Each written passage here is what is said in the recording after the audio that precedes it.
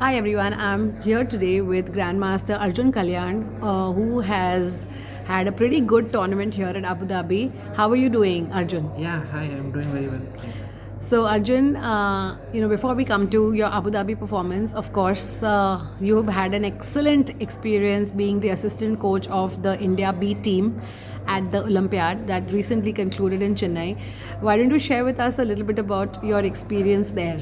Yeah, it was a great experience. So initially, I was not expecting to get this chance, and it was very nice to see how the team works, like how Olympiad happens, like inside the scenes. And yeah, they all were very good players, very talented, fearless players. So it was like very motivating also to work with them and see how well they play against the top players in the world. And how did you get a chance to be the assistant coach? So ACF sent a mail, I think, to all the grandmasters in India, and it was left to the coaches to pick. So Ramesh sir was a head coach of our team, so and he picked me and Stani. Excellent. And was it a lot of hard work for you?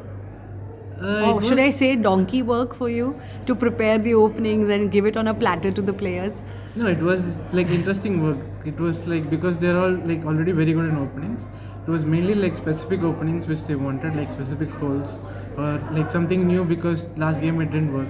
So just like on the go, I had to prepare, and it was a very good experience, like preparing and like seeing how these guys play. Absolutely. And also being amongst such excellent players gives you motivation. And also at some point, did you also feel like, if they can do it, so can I? Like, did you get some kind of renewed confidence? Yeah, definitely. Seeing Gukesh score 8 out of 8 and like crush Caruana and all others, like definitely it gives a lot of motivation.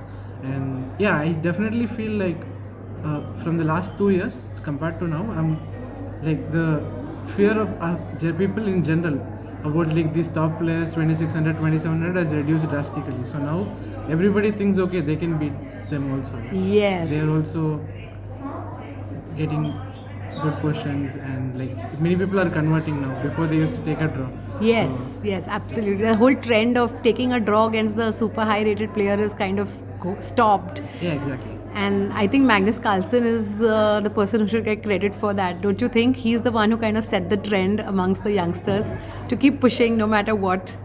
Yeah, he was like playing all these champions tour online events that like the rapid games. So there are like a lot of games he loses, he wins a lot.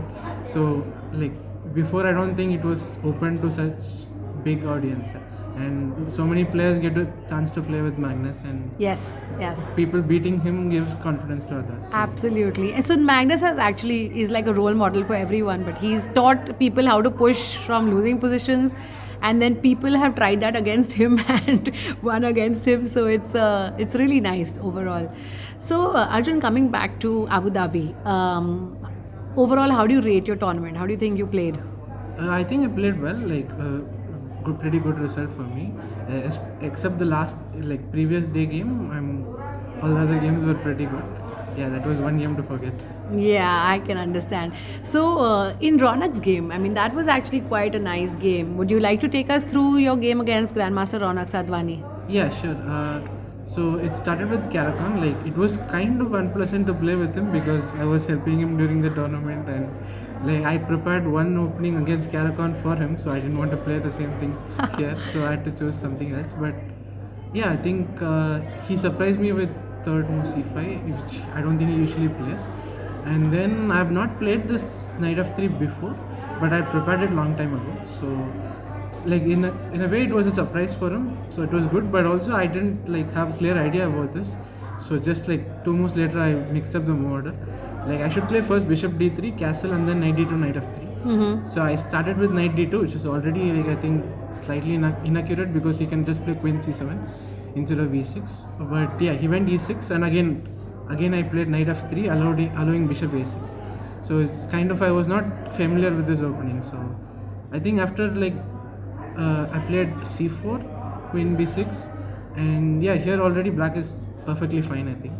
So I had to play cd5, and here yeah, he was really surprising. He took on f1 because I think bishop b4, bishop d2, he can like take and then take on d5, and it's like kind of completely okay for him. But yeah, it was surprising that he took bishop f1, king f1, And here also again, I think maybe queen a6 or queen b5 he should play. He played ed5, and already I think now white is like much better, close to winning. Yeah. So I played g3, and the problem for him is like after bishop c5, queen c2, his bishop is kind of stuck. And like knight e7, king g2, and now if he plays short castle, I have bishop g5, and then rook c1 is coming. So yeah, he had to play h6, and like now I think even like slowly like rook d1 is also much better. But I went for b4, which is I think interesting. So he can take with a bishop also maybe, but he took queen b4, bishop d2, queen a3, and rook b1. So he has to play bishop b6 because rook b3 is coming. So rook b3, queen a6. Sorry, bishop b4, queen a6. Yeah, and here it was interesting because like it looked like white was much better, but I didn't find a clear way. Like initially before I wanted to take on e7 and take on c6, but then rook h8 and it's like equal almost. So yeah, I thought for a long time I didn't find something very clear. So and like according to engine I can just take on e7 and then play like rook b4 or rook d1, and it gives like +3 or +4 bigger winning advantage. But yeah, during the game it was not clear at all for me. And yeah, I played e6, which is also I think good. And then he went c5, ef7, king f7. And yeah, again here, like apparently I should just come back bishop d2 and again like winning advantage, but it definitely doesn't feel that way like in a human game because I don't have any clear direct mating threats. But thing is, whenever he takes the rook from h8, they have queen h7. So he can't really consolidate, and his king is really weak. So yeah, I think probably I should have been able to evaluate this position. This is something I probably should improve on like, in general. And yeah, so I kind of bailed out with knight e5, king g8, bishop c5, and rook c8, knight d3. Now okay, I thought after queen c4 it's just a draw. I mean, maybe I get some pawn up endgame, but it should be a draw. And yeah, here I don't know what happened. Like maybe he had some hopes to win, or I don't really see how white can lose this position. But yeah, he played knight f5, and then like kind of let the game slip. Like I played queen b3, queen c4 he played, bishop b6, a b6, and yeah, here okay, already we were less on time. So I mean like rook bc1 was I think winning objectively, but it's also very difficult because queen e4, f3, queen e2, and king h3 followed by knight f4.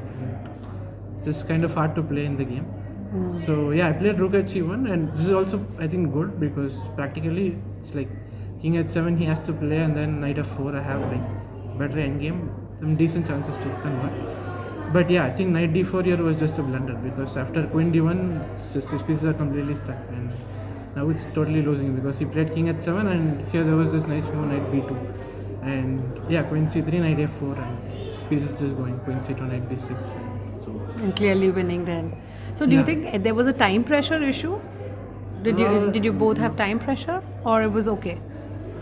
We at the end we had like more than 10 minutes both. But like it was kind of in our heads that because the time was getting low, we had to play kind of fast because there's no increment. Right. So the So dynamics if you get time changes. trouble, you're stuck with it the whole game. Correct. Absolutely. So yeah, it takes some adjustment, right, to play this time format because you don't have the luxury of extra 30 minutes. Yeah, definitely. Before I think it used to be like here in Abu Dhabi, there used to be I think increment at some point. Correct. Yeah, I was surprised only on the first day I knew that. Absolutely. So good game, Arjun. Nice victory. I'm sure it also feels good to defeat a player as strong as Ronak. You know, he's doing really well and gives you that boost. What's your plan going forward now? So I'm playing Dubai next, and yeah, I'm just trying to play better chess, and like I lost a bunch of rating in like last year December Jan, so I think like last few events I've been playing better, and like yeah, my results have been good, so hoping to continue and just try to play good games. Excellent. It was great chatting with you, Arjun. Wishing you all the very best. Thank you. Thanks a lot.